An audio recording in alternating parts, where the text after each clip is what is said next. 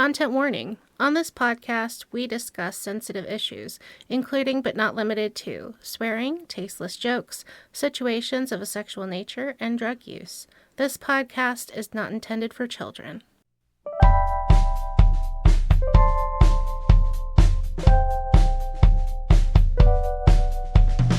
Hello, and welcome to Bibliotomy, the podcast where we get to read nice books and be nice to ourselves. I'm Bugs. And I'm Bam Bam, and we're doing this again! Yay! We had some audio issues, and we have to re-record this now. I cried. Yeah. We found out 2 recordings were broken, just lost. The audio is screwed up. Mm-hmm. Dedicated a whole day to doing those records, yeah. and it wasted. It's gone. You messaged me, and I could feel the rage and fury and upset just through that one message. Yeah. What was it? I think you said the audio. I said the audio is fucked. And I was like, oh shit. And then I found out that I had done schoolwork and the teacher took it away and it was no longer a requirement. And I had wasted 3 hours doing it right after this record. I just went and cried. Yeah. I went and sat at a table and cried for about an hour. Yeah, I feel that. Thinking, why is my life? I don't know why, but like that whole thing just like knocked me off kilter like all week. Yeah, but we're here. We're doing this again. If I come across as knowing more than I should, it's because I've heard this before. Yeah. I tried to purge my brain as much as possible from every little detail, but I remember some little things because my brain is just super smart. Oh. And I had a very small weed brownie yesterday, so I don't remember anything. Oh, no, I get to give this book to you. Yeah, that's better. I don't remember anything about this book. I tell you the book. So, yeah, that's how I spent my yesterday, because I didn't have to go to work. That sounds like a good use of a day. Yeah. I spent it all day long studying for finals. Yeah, which will be over when this comes out. Yeah, then you can have a weed brownie. Oh, I wish. To be fair, they'll still probably be there, because I don't think I'm going to eat another one. I have to take you up on that. Yeah. What are we doing today? Today we're doing Dungeonborn by Dakota Krout. A good book. Yeah, and this was written I think it was written in 2013, and then the audiobook was recorded in 2016, which is when I listened to it. Right, okay. So this was one of my first audiobooks that I got when I was getting back into reading. Because I had taken a bit of a hiatus from reading after high school. And we had done White Fang, which was your introduction to the world of books. And now this is your reintroduction to the world of books. Yeah. So this is a lit RPG, and it's what first initially got me into lit RPGs. Which I have a bad experience with lit RPGs because of Ascend Online, our first ever very bad episode. Yeah. So when you say that, I'm just kind of like, ooh. Yeah, now we're mostly cringing at us because that was a very middle of the road book.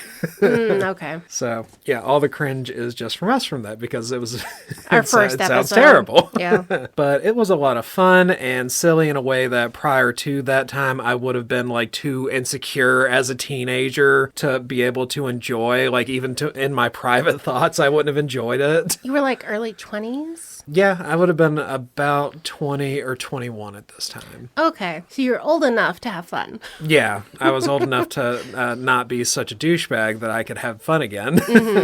It's full of all kinds of puns and just silliness. Fortunately for me, on the reread, I found that I still enjoy all those things about it, despite my broad disenchantment with the genre as a whole. Oh, okay. Because I got super into them, and then I just started like noticing all of the tropes and stuff that just get reused over and over again. And then the lit RPGs all became like the deep dive thing. Like everybody was suddenly an avatar and they were like actually being physically in the game instead of a magic world. Oh. And I got really annoyed with that because after that it just became like a series of, oh, you get this much experience points and it's just reading someone's character sheet and that's really boring to me. It becomes your 10-year-old son telling you about Minecraft for 3 hours. Yeah. And you love them very much and you want them to get attention, but you're also like, yes, dear, I would like to go back to, scrubbing this toilet because this is more enjoyable. Which I think was one of my original complaints about Ascend Online, and I do stand by that one. Yeah. Your stomach all right? I think that was the yogurt and coffee hitting each other. But yeah, what it lacks in depthy characters or like overarching themes, it makes up for in world building, and it does that really well. And just having fun with the world and progression of the characters, because I think that's one of the early things that started with lit RPGs was just having your characters progress in like abilities and stuff, and that's a lot of fun for me. Yeah. That said, it does have some problematic adjacent elements. So there's nothing like directly problematic. Most of the problems that I have with this book are mostly related to like the tech brosphere. But before going over the story, I'll go over like the world building, as it's the most complicated part. And it's the part that you enjoyed the most. Yeah. So we're in a fantasy D&D world. It's not like we're in a computer game or something like that. Oh, okay. Yeah, this is an actual separate world from our own. Actually, I think later in the series, this is like a precursor to our world. Like this is like 100,000 years ago. Oh, that's interesting. Yeah. So this is a magical sort of Stone Age. Well, not Stone Age. I don't know, like Metal Age. Like Bronze Age or... There are like they have steel copper? swords and stuff like that. Oh, okay. And like basic technologies, but most of the technology sphere is taken up with magic in this universe. After the first Industrial Revolution then. Yeah. The way the magic system works is really neat. I think it's loosely related to like some common tropes in Asian fiction and culture, like a lot of Buddhism and stuff like that. Like anime? Well, also anime. I think it is directly related to one anime in particular, because the power system is very similar to the one in Naruto, which I think Amy enjoys. Yeah. I haven't seen it, so I'm not really familiar with it. I do know what anime is. Yeah. It's similar enough that I have like a suspicion that it was directly lifted from it, but like the system's kind of broad enough, it could just kind of spawned on its own from the author. Is Naruto old enough that he could have read it or watched it when he was like a lot younger? Oh yeah. I think then not remembered, like not specifically lifted it, but had that kind of... Right, just had that kind of idea in his head, just like as a structure, and just lifted it without really considering where it was coming from in his mind. Like so many kids will write a fantasy story and it ends up being Lord of the Rings or something similar, just because that is such a deep symbolic system that we are familiar with. Yeah. Or people will end up doing something similar to Hogwarts. Because they grew up with that as a kid, they don't really think about it now that they're an adult. Yeah, and they've just got that structure already built in. Yes. And they're just building off of that structure. Yeah. So, yeah, I think it could be something like that. Okay. Because I definitely don't want to say just like he directly stole from another piece of media, because I don't think it's quite that simple. Right. Because he wrote this in probably 2011, 2012. Naruto was popular enough and had been there long enough. He definitely could have enjoyed that media, had that impression in his head, and forgotten about it. Right. Yeah.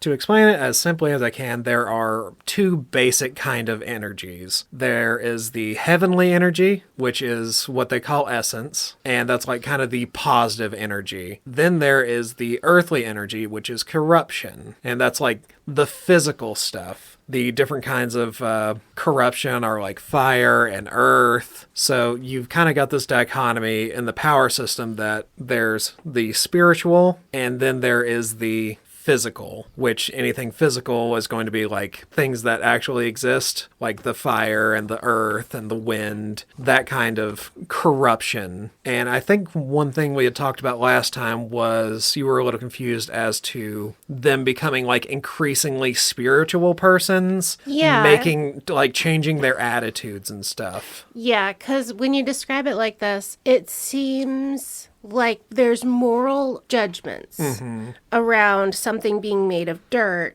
And that seems like it would cause certain behaviors or certain beliefs among your characters. Yeah.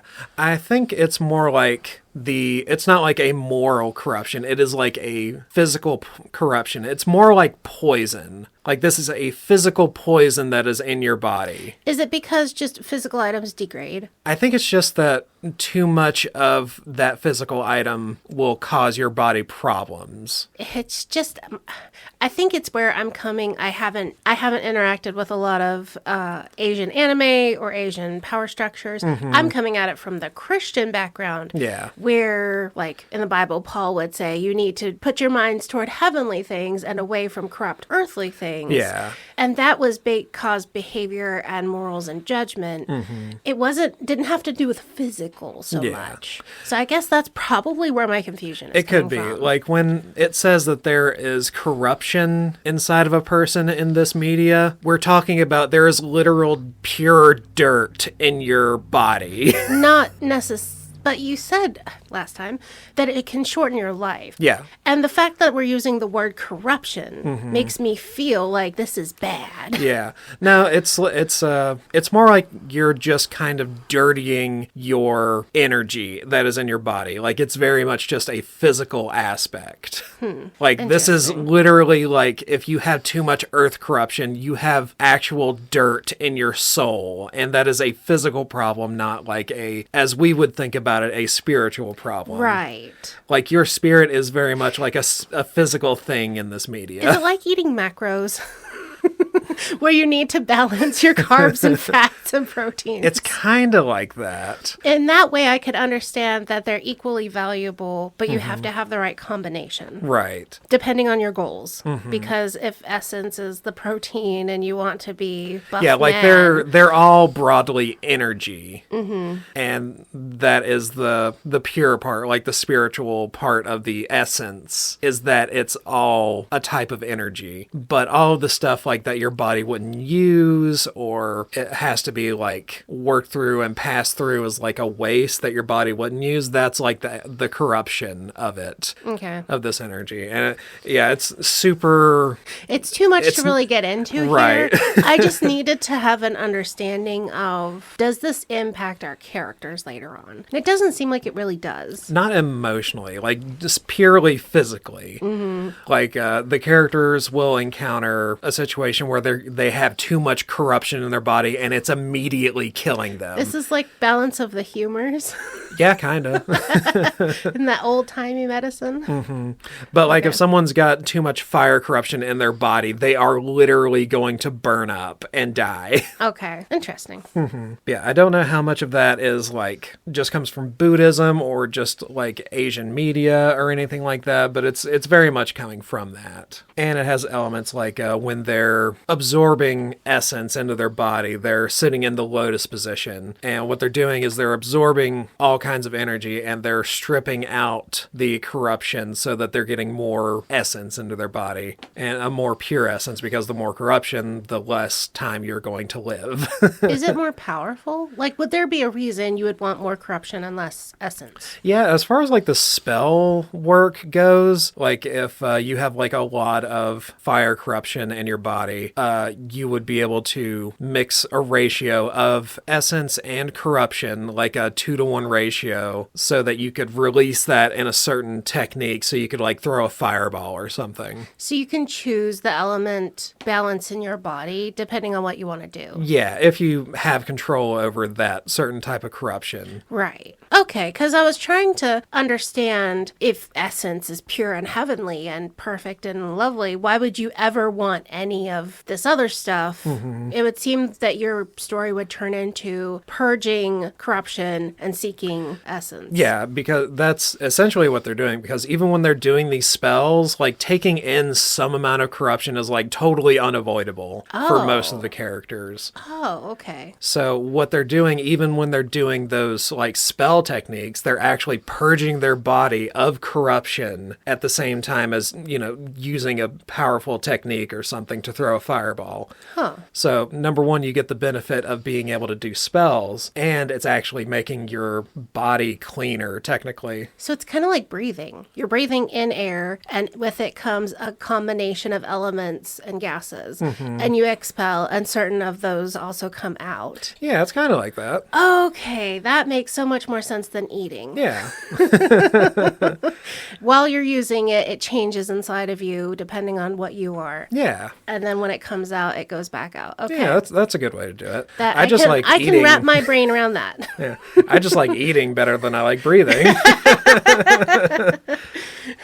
Which is why you weren't invited to Thanksgiving. Right. But yeah, the way that everyone's essences are made up, everything in the universe is made up with like a certain ratio of essence and like a pattern. And that's more important for later. But yeah, the more complicated things, like you start from something as simple as a rock, which was like a mix of essence and earth corruption. And you just you go from simple patterns to more complex patterns, and you eventually get to living things, and then you get to like humans and stuff like that. And like the more complicated a thing is, the harder it is to understand. So with the world building out of the way. Yeah, sorry about that detour. It's okay. It is super not intuitive, and I've been struggling with trying to explain it to people. That's why I don't generally talk about this kind of book, because I just have to like kind of let my nerd out a little bit, and generally no one cares. It's kind of like if we had tried to do the what's that one book by Jason Wong?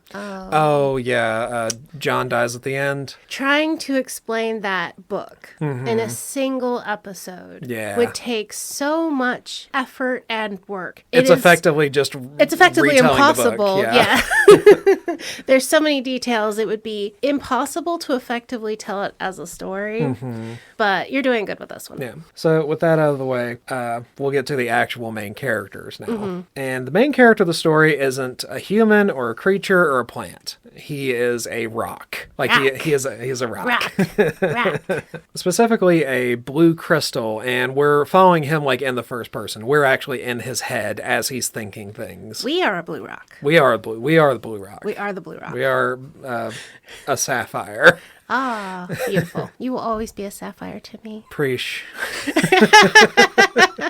What I always wanted to hear, actually. Yeah, he gets the name Cow, and going along with like the puns and stuff like that, he's named Cow because he is surrounded by calcium-rich limestone. Okay, so he is inside of a cave or an area, and then there's rock around him. He's not embedded within the rock. Yeah. Okay. So basically what happened is he used to be a person, and he was murdered by a necromancer and had his soul infused into a gem. And then that gem fell off the side of a mountain, and he has just laid in a crevice for like the last 50 years. Oh no! Or 100 years, or however much time. Yeah. Is it kind of like a Horcrux, or not at all? Sort of. Yeah. Kind of. Okay. A soul getting put into an item. Okay. Yeah, basically what happened to him is he was killed by this necromancer, got flung off the side of the mountain, and something about the process made him lose like all of his memories. So he essentially goes from like thinking partial thoughts or from full thoughts to partial thoughts to distracted thoughts until he barely has like a coherent thought in his head as he completely loses his mind, essentially. And he, quote, becomes thoughtless as a babe. So essentially we're going from complete scratch with this character, even though he's got a backstory. Right. We're doing the blank slate. Amnesia, wake up, you're a D&D character thing, which can be really fun. Yeah. And he degenerates to the point that he is like simply enjoying colors and the water in his puddle that he fell in. Slowly over the course of probably a lot of years, because right now he's so one-track minded and just not thinking coherently. He's not perceiving time as it's happening. Like everything is like super duper slow for him. Which he is a rock. I think rocks would live in a different time frame than humans. Yeah, and I think it's playing with that a little bit. That's really neat. But as he increases intelligence throughout the course of the book, he actually starts perceiving faster than everyone else in the story. Oh, like silicon. Yeah. And he increases his intelligence and power by interacting with his environment and absorbing essence from other sources like rocks or water or the moss or something like that. We were using the analogy of breathing. By existing in these places, is he breathing in and out these energies, sort of? He has to like actively consume these energies. Okay. Like he's not like just automatically constantly intaking these sources of essentially food for him. That's probably why I use the food analogy, because that's what the book uses for this character. Oh, okay. As he's taking in these energies, he's thinking of it as eating. Okay. Yeah. So the special thing about him is that he can actually just spit out the corruption. Wow. So the special thing about him is he has like the purest essence of any dungeon, and it's not affected by any kind of taint from these corrupt sources. Taint. But yeah, as the story goes on, he becomes slowly more intelligent until one day he hears a telepathic voice that informs him of what he is, which is a dungeon core.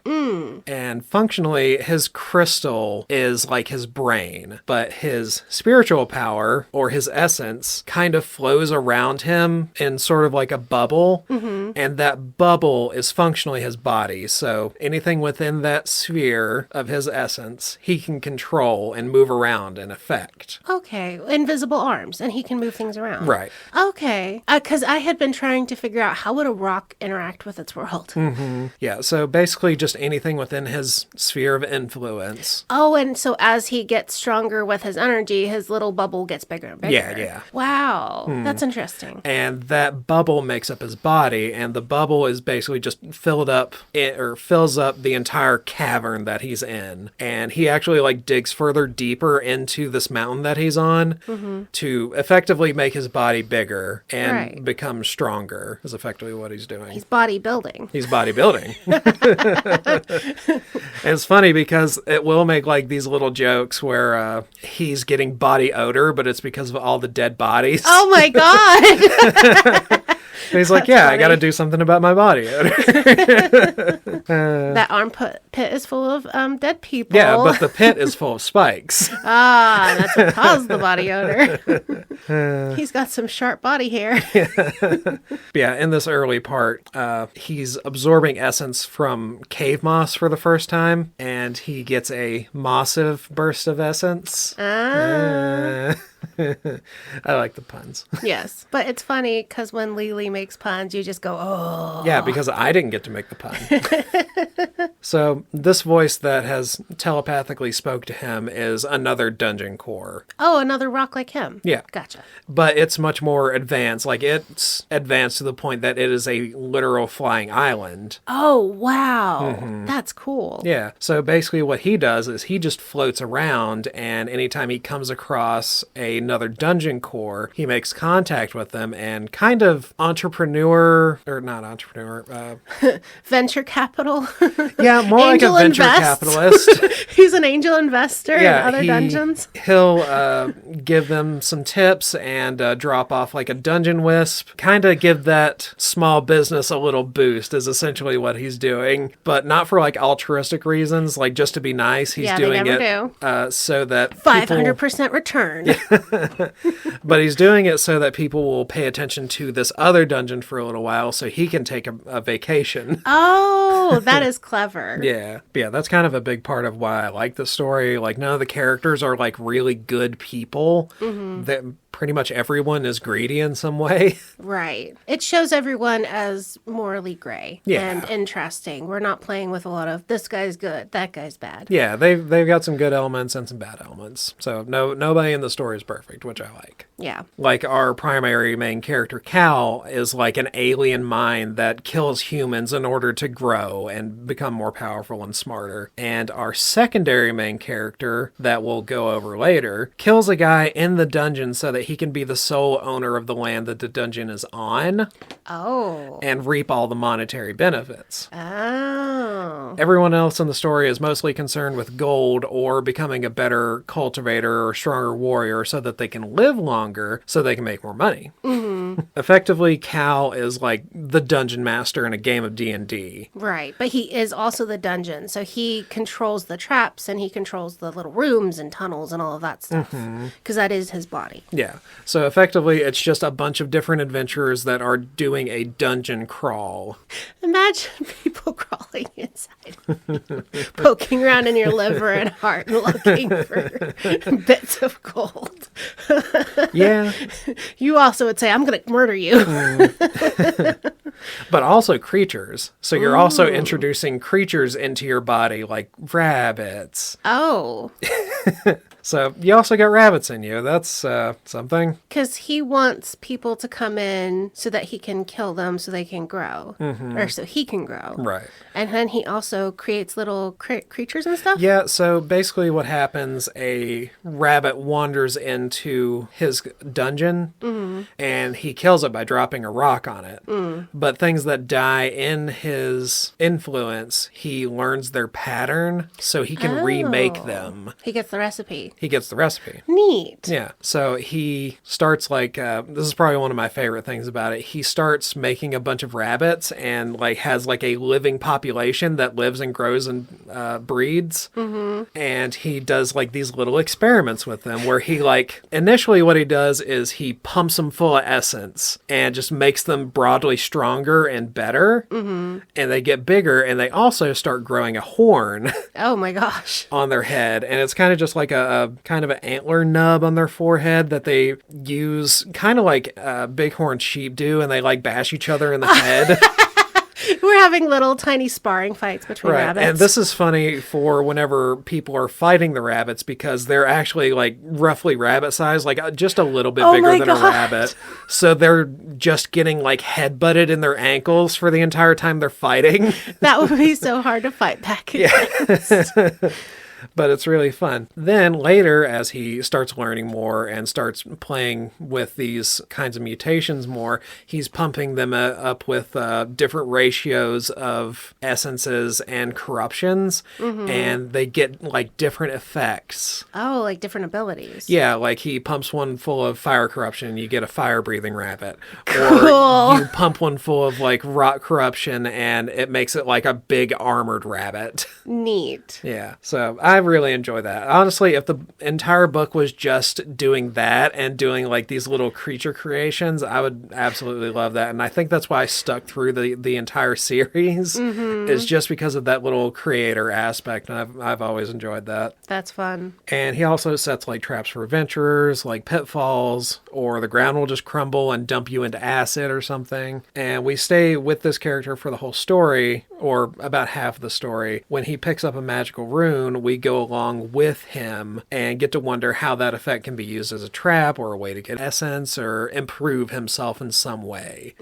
And one might think that adventuring party comes in and steals the valuable dungeon core, right? Well, there's an incentive to actually leave it there. Oh, because you don't want to destroy the dungeon. Right. You want a chance to get more gold the next day. Right, because functionally a dungeon is just a resource printer that you can just come in and collect from and harvest from every day. Right. It's more like your garden in Stardew Valley or something like that, Yeah. where you just keep putting into it and you keep gaining resources over time. It's not like a real life mine that eventually gets used up. So there's an incentive for the dungeon to be somewhat dangerous, but not so dangerous that, they want to kill you.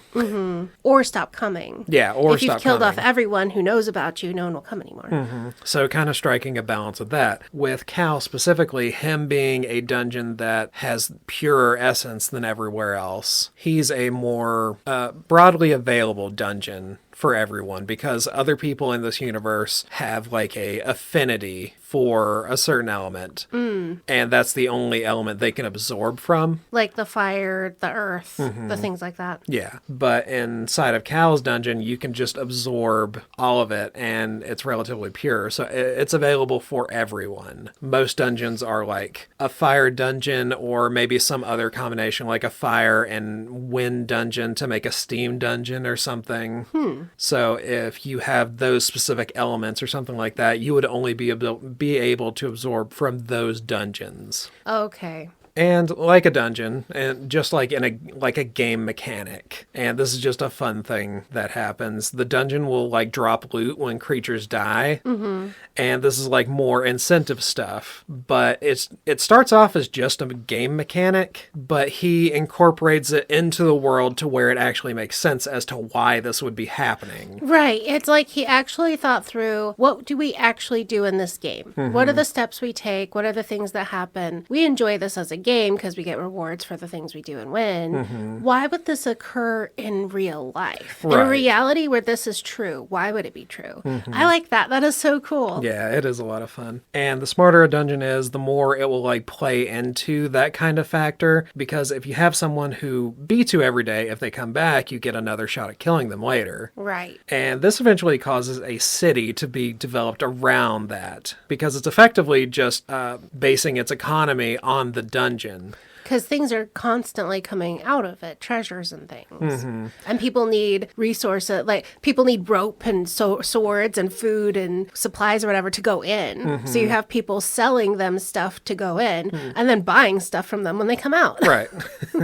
And this all adds like a meta layer of protection around the dungeon made of people who are economically depending on the dungeon existing. And this all strikes a kind of balance because if you're a super powerful dungeon that kills every person that walks in, people lose the incentive to go in because the risk isn't worth the reward, which causes the introduction of different floors and varying difficulty and varying loot so that people will generally only challenge floors with a certain amount of risk. And if someone descends into the dungeon out of their depth, well, what did they think was going to happen? They knew the risk and it's their own fault and the dungeon made a meal out of them. Right. It just happens.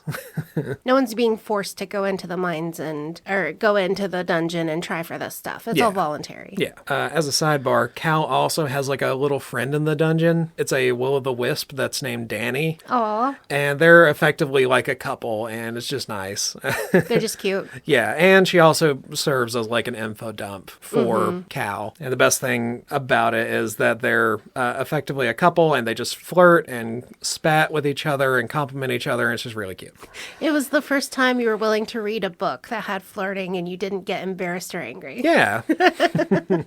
Now for the weaker half of the story, in my opinion. The other character you had mentioned. Yeah, the secondary main character. For some reason, I don't know why the story does that. I don't know if it's just like to differentiate the two halves of the story, but this one is in third person. Oh. So okay. we're outside of Dale, but following Dale. That's an interesting choice. Yeah, and I don't know if it's just to like differentiate the two characters when, the story switches, but it could be for that, and it's kind of effective at that. But it is also confusing a little bit when the two characters interact as to whose perspective we're following. Right. Because they'll speak to each other and you're following Dale, but then we're talking about Cal and getting lines from Cal. Oh, so that part is kind of weak storytelling, I think. A little bit. It also just like bounces back and forth. Like if we start following Dale and we're talking in third person, and then it just switches over to Cal for a minute, and we go back to first person. But then we finish up the chapter again with Dale, and we go back to third person. It's just a little confusing if you're not paying close enough attention. Yeah, that would be a little confusing. So Dale starts off as someone who lives on this mountain as a sheep herder.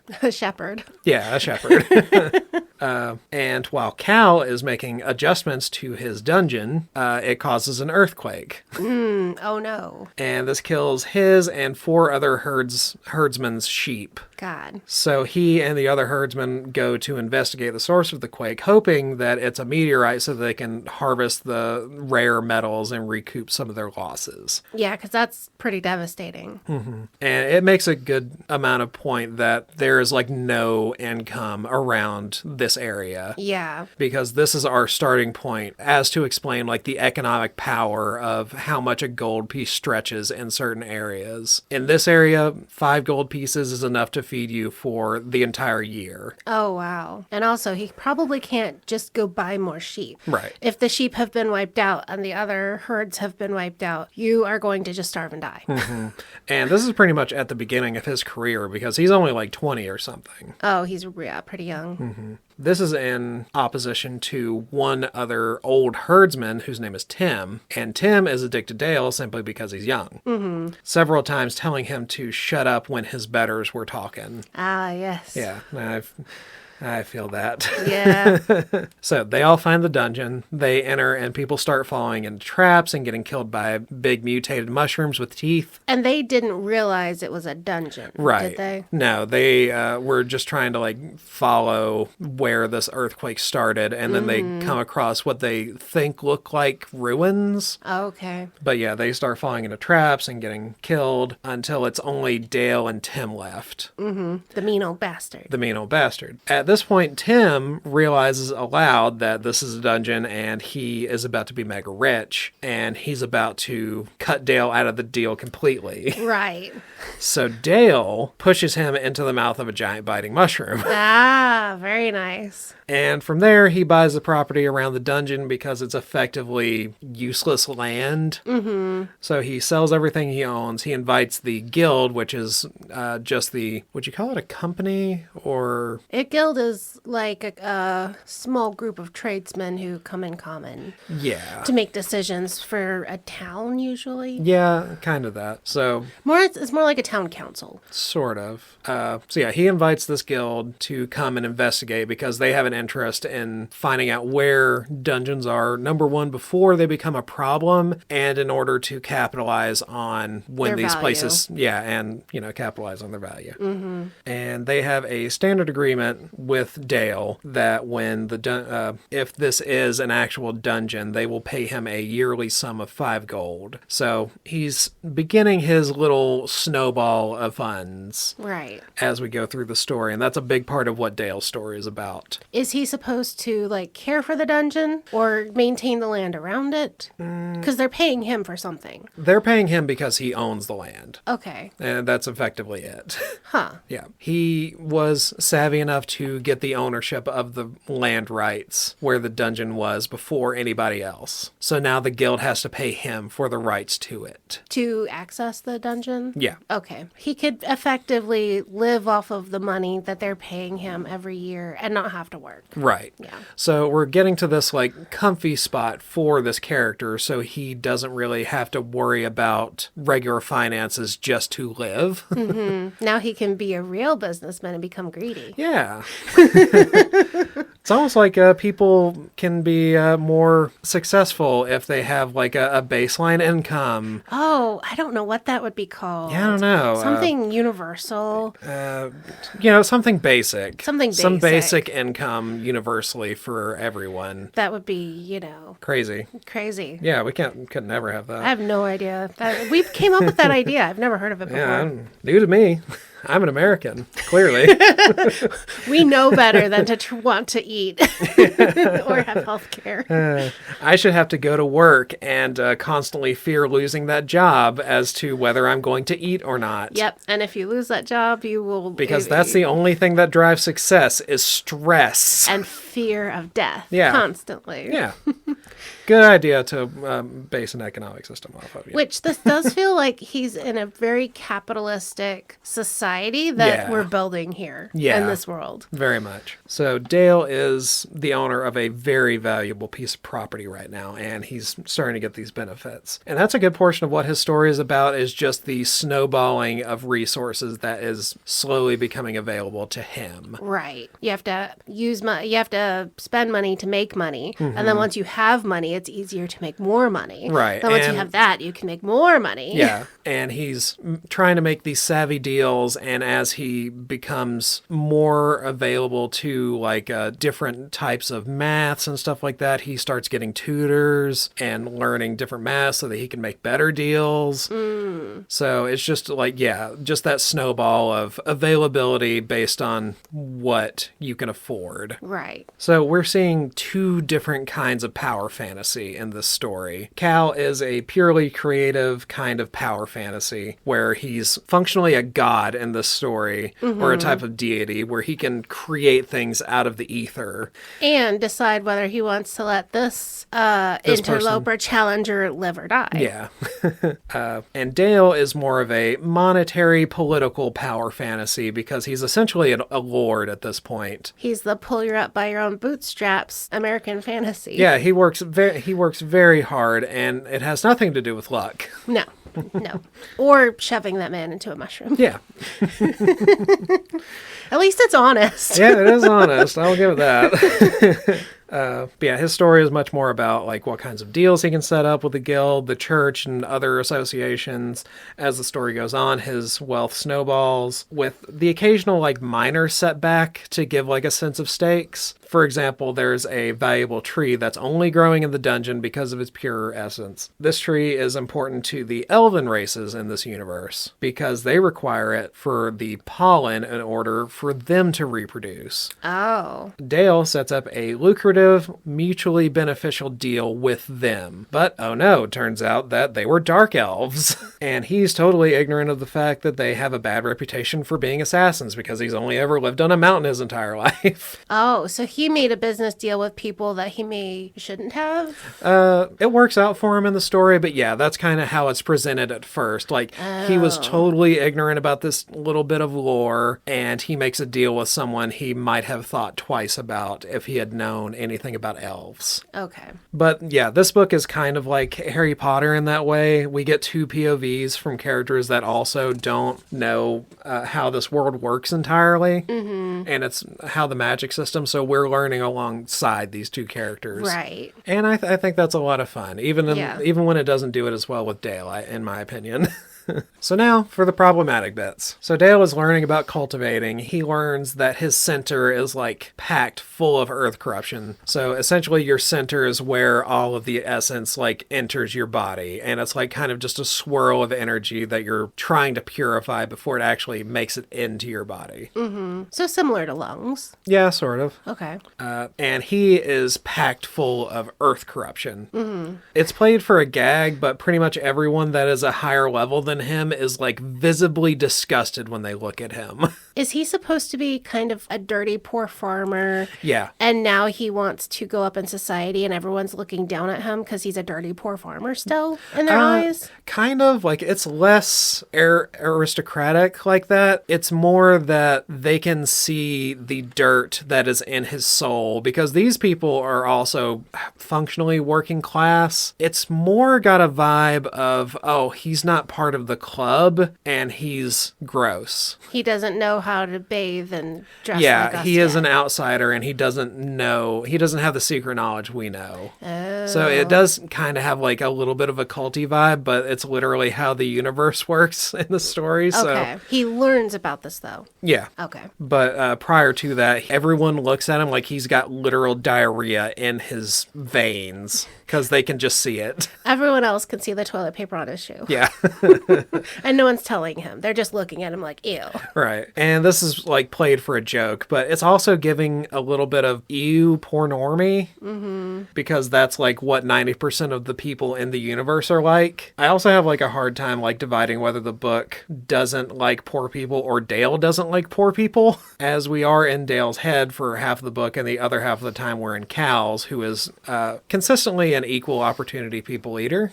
Right. He doesn't care how much money they have. He wants to see if he can kill them. Yeah. But if you think about it, the dungeon system is one that is generally... It's going to reward wealth because you can afford better materials, better swords, better Because if you have the things. advantages going in, you're less likely to die. True. But if you're someone who is poor and desperate and willing to take risks more, you're more likely to die. True. So effectively, and it's also rewarding the people that have the money. And so effectively what is happening is the poor people are feeding the rich people. Yeah. They're the cannon fodder. Yeah. Basically. It's the 1% eating the poor, but with extra steps. And it's possible the author didn't even think this through because this is where we live in America, just not with magic. Yeah. And also, he's like working with like just regular game mechanics. You have to give the dungeon a way to grow too, and the only function a dungeon has to exist is to kill adventurers. Yeah. So I don't know that he was like trying to make it gross in that way. You would have to really fuck with the mechanics to make it so that the underdog always wins. Right. And the well-protected, well-armored, strong mercenaries are the ones who always die. Like, that wouldn't work, you know? Now, to give it some amount of credit, Cal does vary the difficulty level for people that have like fully equipped teams, or if they've got like more than 5 people in a party, they get like a lot more stuff thrown at them. He tries to be fair. Yeah, he does try to be fair, which is functionally kind of just what being a DM is. I was just thinking that because it's not fun when you're running a game, there's one monster for your 5 people to fight, especially if it's like a little weak thing. Yeah. It gets over too quickly, and then you're like, oh, that was it. Yeah, and the characters don't have to do anything, and you don't do risky things that will sometimes reward you and have fun that way. When you're parenting toddlers, especially, there's a method you called scaffolding, where you look at your child, they're maybe 18 months old or something. They can stand, they can walk, they can't really climb and run the way a bigger kid can. You will literally help them with the skills that are just out of reach, but you don't help them with the things that they're capable of doing. And you will very carefully help them just barely reach their objective. Yeah. So if they're climbing a tree and they wobble, you put your hands under their butt, but you don't pick them up and push them because you want them to build the muscles, build the confidence, and build the strength. Yeah.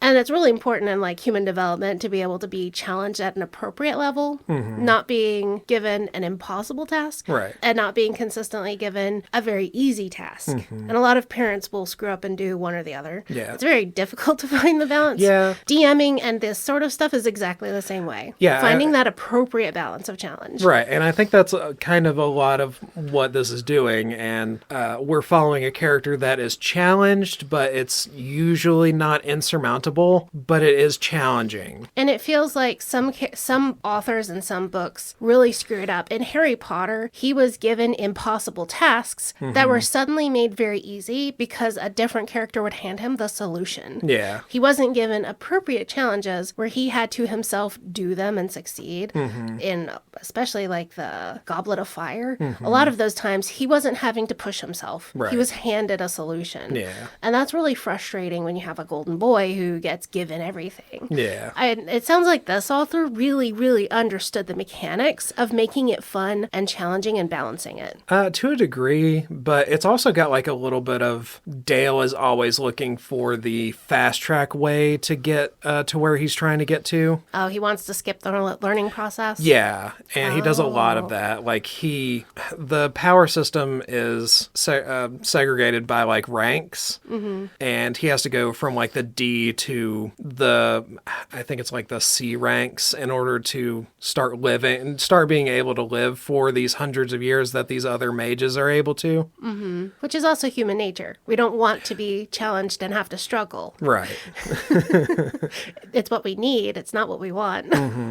But it's just like when he pulls it off is the part that's enjoyable, I think. Yeah. But that is kind of the thing that bothers me about it too, because it feels kind of adjacent to like tech bro culture. Because in that instance, when he gets pulled through the ranks, everyone is telling him, oh, this is dangerous and stupid and risky, and you could kill yourself doing this. And he does it anyway, and it works out for him, and he reaps all kinds of benefits from it. It kind of has that same vibe of move fast and break things. Yeah. Like, I'm going to take every single risk, which in business school, you learn how to take calculated risks. Right. And you learn a lot of complicated math to decide how calculated that risk is. Yeah. In the tech bro sphere, it's a lot more, well, what's the reward? Yeah. Oh, I'm willing to do that, you know? Which is why Wall Street ends up being just gambling with day traders and stuff. Yeah. And looking into the author, and I am cheating a little bit with this because I'm pulling from a bit from his other books that are in this series. It's not hard to see why that philosophy is in there. Oh. Because the author was formerly a programmer.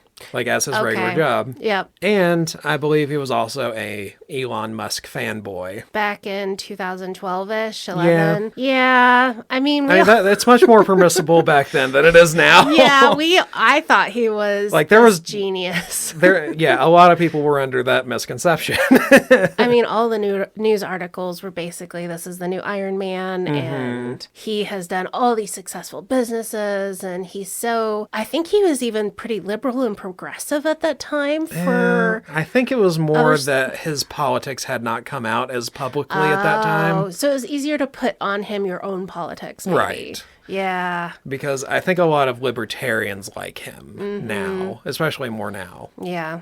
In one of the later books, he actually makes Elon president. Oh, no. And Elon is working tirelessly to save the world with technology and pretending to have autism. Oh, boy. They'll go to their Mars in a rocket ship. So, yeah, as we said, that this was like several years ago, and a lot of the stuff that we've found out about Elon back since then isn't really available. Mm-hmm. But it does feel like just adjacent, because like we're a little prescient. Yeah.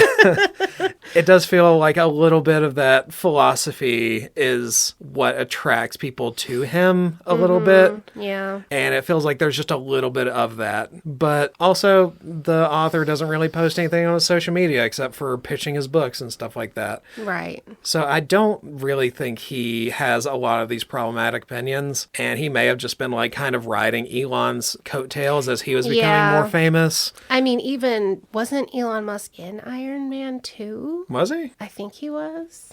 He made a cameo appearance in Iron Man 2. Oh. Literally did. Yeah, I didn't even notice. In 2010. Oh. He was actually linked as an inspiration for Tony Stark. Oh, that's so annoying. And if this came out a couple of years later, this was deep into the worship Elon Musk time frame. Yeah. It's a lot more forgivable than if this book came out this year. Right. I think we can forgive him. Yeah, and I think he dialed that back quite a bit too, but I haven't read a lot of his later books, so I can't be sure on that one. Yeah. But I'd say more than likely he's just doing lit RPGs and stuff like that. He's probably not going to want to get too political about it. Probably because not. generally fantasy is about escapism and not being so much in the actual real world public sphere or political sphere. Yeah.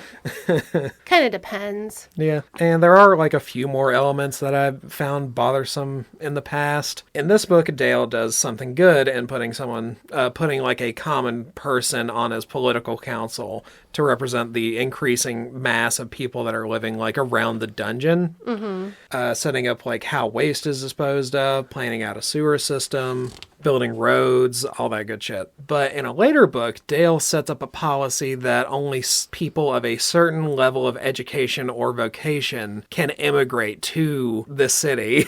Okay, so we're going to deal with actual bureaucracy. We're going to deal with running a town. Right. But we don't want any new pores. Yeah, which is gross on its own, but this is also before it becomes a problem. Oh. Yeah, so they weren't getting huge in waves of immigrants who were causing problems. They were getting more people moving in at this time, but, the poor's coming in and, like, flooding the streets with their uselessness isn't a problem in this story yet at this point. So this is him thinking ahead before it's a problem, which kind of makes it worse for me. Yeah, this is some pretty strong anti-immigration stance. Right. And this is also a magic world. You could make the solution anything. Yeah, it's completely unnecessary in this world. So effectively, all this does is make a statement. Because you could just be opening schools. Right. You have unlimited money, basically. You have a dungeon dropping loot every day. Right. Just put a small tax and build a school. Which, to be fair, does happen in the story later on. He does start a school. Okay, good. So, kind of a back and forth there. I think, he's not a complete douchebag. I think he might have just had like some ideas that kind of sucked, because this isn't really treated as a town. It's treated as a business. Mm-hmm. And, that kind of goes along with Elon's philosophical and the tech bullshit. bro idea of we can run a government like we run a business. Right. which someone who has taken classes about how you run a government, that's not how that works at all. Yeah. Yeah. Yeah, it's kind of just a lot of weird stuff like that, and I'm not sure of the conclusion that the author is trying to come to. Yeah, that's what I was wondering. Does he think these things that Dale is doing are good or bad? Yeah, that I couldn't tell because Dale is specifically not a good person. Right. He's written to not be like a good person. He's selfish. He does things for his own benefit and fucks other people over sometimes. He's going to be a Carnegie. He's going to be a bastard, and then later on build statues and libraries and museums, and then everyone will love him. Yeah, kind of. That's kind of how it We're goes. doing an old school robber baron, Yeah. who then later on has to that wash makes sense his because image. the title he gets later on is Baron Dale. Oh my god. He may have actually been playing with some historical types Maybe. then. Yeah, maybe. And the fact he's not explicitly saying that this is good. What Dale is doing is fantastic and good for society. Yeah, so I think there's some leniency with Yeah, that. that's interesting. Yeah. So aside from those things, my only other problem is with Dale's character. He's a bit flat. All he's concerned about is with getting stronger, more educated, and making more money. Okay. He doesn't seem to want anything past that. So very goal-driven character. He just doesn't really seem to have a whole lot of personality about it, I guess. So he's just a bit boring to me. And it Yeah. could just be me personally. I think he's just more boring than Cal, who is a pure creative, which is what I enjoy. Right. It could be he's playing with the two different types of players. in Well, I think games. he's just playing with those two different types of power fantasy. Well, that's true. That is possible. And in some ways, this does kind of work for Dale. His character is functionally asexual. He doesn't have any desire or aspirations for any kind of relationship with anyone. He also grew up in the mountains his whole life, so he's mostly unaware anytime someone makes an innuendo around him. Ah, yes. Yeah. He was not one of the shepherds fucking his sheep. Yeah. Or if he is, he's being super chill about it. One scenario that's pretty funny is when he and Hans goes to the city, and Hans is one of his other teammates. They eat at a fancy restaurant with the best food Dale's ever eaten, because he's never eaten anywhere but on the mountain, and just like mutton and shit. And the place that they eat at is called the Pleasure House. Oh. And it's ran by an older woman who asks them about getting her granddaughter on their team. Okay, like as an adventurer. Right. Yeah. And later, Dale relates this to his other teammates, like this, quote, "We had fun. Hans took me to a pleasure house." "He did what?" Craig gasped. "Not like that," Hans said. Because Hans knows Right, what's being implied here. Hans knows that it's the restaurant. And yeah, he understands the innuendo. Yep. "I met a madam. She gave us a discount because we went there together." Or went to her together, is specifically what Dale says. And she thinks her granddaughter would like to come train here. "Hans, you disgusting pervert. How could you do that to the lad? You went together at the same time with a grandmother?" And Dale says, "Well, how else do you do it? Who wants to do that kind of thing alone?" Because he's talking about eating. And He's everyone... talking about eating at a restaurant.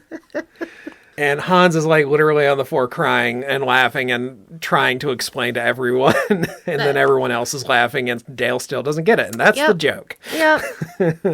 Then as far as action writing goes, it's good, but nothing mind-blowing.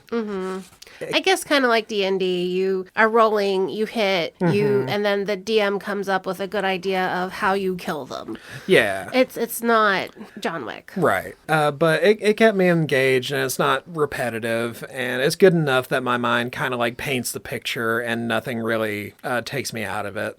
Which I think for a book that has a fair amount of fighting, I think that is a positive in its direction, for it not to come off bad for as much of it that there is in this. Right. It does do a good job of letting the fighting be silly a lot of the time and not so serious because people are literally dying. Oh. It does go back and forth. Like the juxtaposition a little bit is how serious it takes death sometimes, but also plays death off as a joke a lot of the times too. Huh. But yeah, it lets it be silly and lets people get headbutted in the ankles with rabbits and stuff like that. And it lets it have a good time with the violence. And also sometimes when Cal is experimenting with the rabbits and stuff like that, or just some creature, he'll get the ratio wrong and it'll just explode. Oh my God.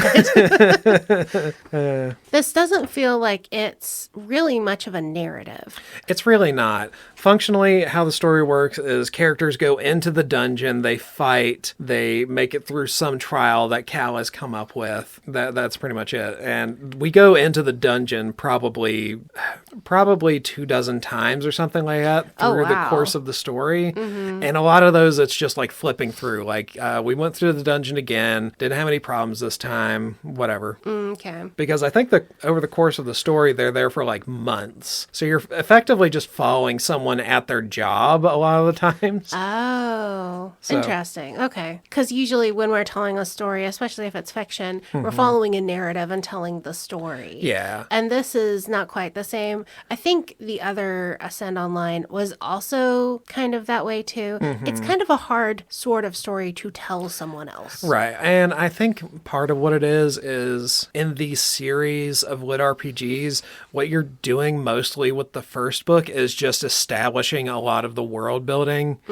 And, you know, if you get through the first book and you enjoy the world building and the things that are being played with in this universe, then you go on to the next book and that's where you actually start getting like a lot more narrative. And you don't get the world building. So you would be Right. very confused in the second book if you hadn't read the first one. Okay. So I think a lot of the times, which I think in this one, this is the most interesting one in my opinion, because that's where the most world building is done. And of course the later books do play off of and, you know, continue growing the world building and the power system and stuff too. But this is where the most of it's done. We're assuming you have a broad base of knowledge coming into this world. Yeah. We don't have to repeat ourselves. Right. And I think as the books go on, the less world building there is going on, or at least like building off of the world building. Right. So, yeah, in my opinion, the series kind of drags a bit at the end, but you've already got so much established at that point that it's still enjoyable if you've already read the other books. Do the other books follow different characters, or do they follow Cal and Dale more? No, it just follows Cal and Dale more, yeah. Really?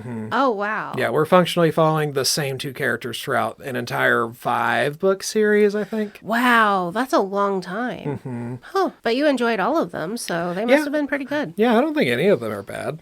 High praise on our podcast. This didn't make me vomit with disgust. A+.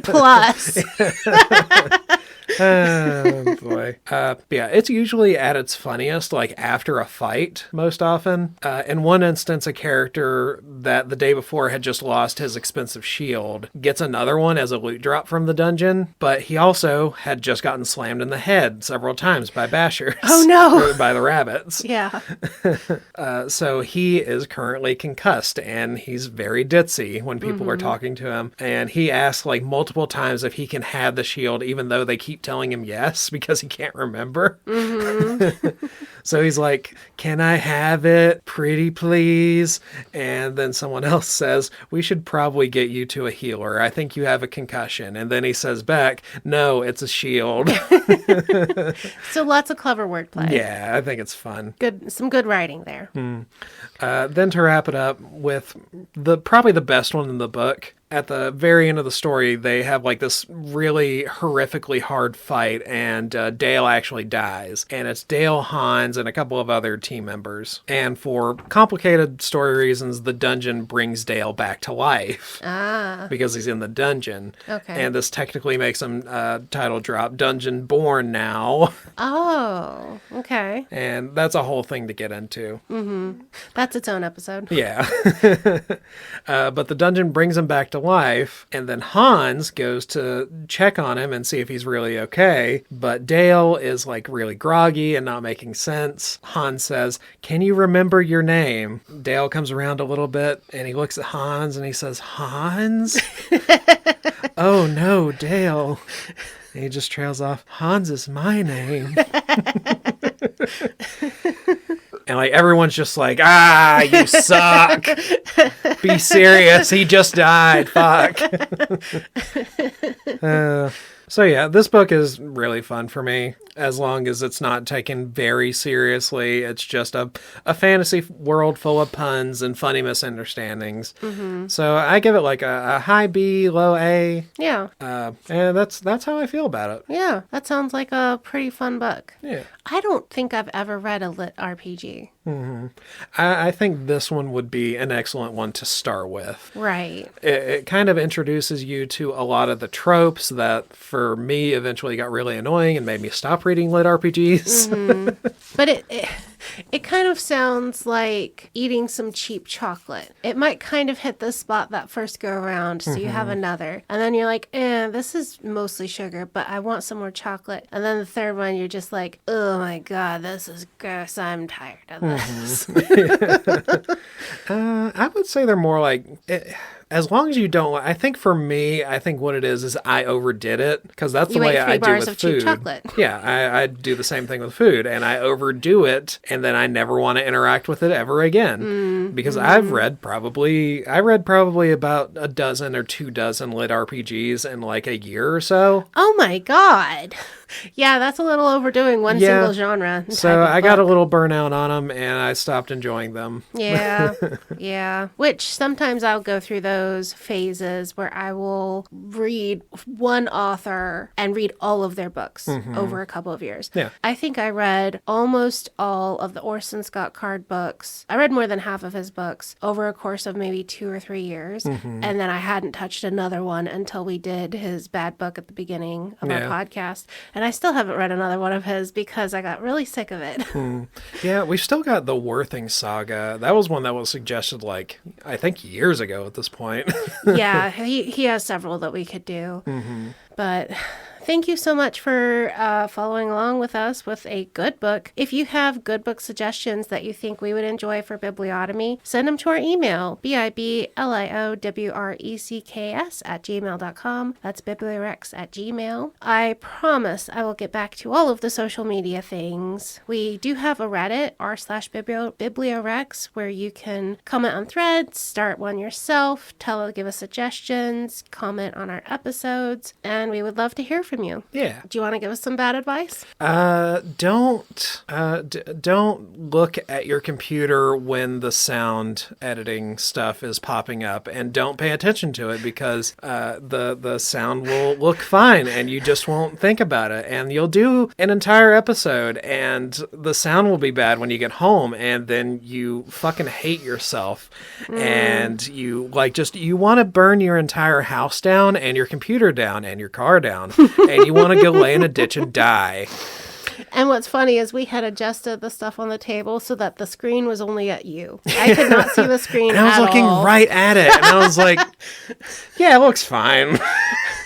And you've told me you can see when it's doing that weird skip thing. But like when you're talking, you can't. It's hard to look, like, unless you're speaking consistently and just making like an noise. You can't see it because normal talking like bounces up and down anyway, and you can't really tell that it's cutting out little dips. Yeah, that was the issue we ran into when we were doing God Awful Movies, and that was the first time that had happened since we started the podcast. Yeah. And we had a complete meltdown and had to figure out different stuff. And now we're actually going to buy some new hardware to try to solve this issue, because it keeps happening when we do different stuff. Yeah. But yeah, if anyone wants to go back and listen to that God Awful Movies episode, I'm having a panic attack for the entire 2.5 to 3 hours that we're doing that episode. Because you and I had done an audio check a day or two before, and everything was fine. Right. And then we get ready to go and do the record, and it's completely broken. And the thing is, every half second is just dropped. Yeah. So you hear this stuttering sound. And that's what they heard. That's what they heard. They couldn't understand what we were saying. I had to finally email Eli and say, here's my phone number, call me. Yeah, and I was just having a meltdown, like, oh my God, I can't believe this is happening right before we record. We look so I'm the stupidest idiot that ever idioted. But they were super cool. They were so nice. Morgan was very helpful. Yes. Helped us get it sorted out. We had to close out some software. It's also really funny. I forgot Morgan's name, and because I remember they brought up Morgan like several times on the show. Yeah. But at the time, Eli referred to him as Momo, and I was like, oh, this person's name is Momo, so I just called Morgan Momo. And he was like, yeah, please stop that. That's Eli's thing. He's being an idiot. Yeah, we didn't know because we had never talked to him before. And I was like, oh my God, I forgot Morgan's name. I'm gonna kill myself. But it was really fun. Yeah, they were super cool. And I had to unstiffen for about 3 days after that. During the record, you were sitting as stiff as a board, straight upright. Yeah. And then when we went downstairs after the record, you looked like you could not bend. Yeah. But yeah, that was fun. And this book has been fun to go over again. Thank you guys for being here. And thank you for coming over from God Awful Movies or from Wrath of Pod. Share it with your friends if you think they'd have a laugh or if they would have a book suggestion. Just sharing is caring, don't you know? Yeah. So, till next time, bye. Bye.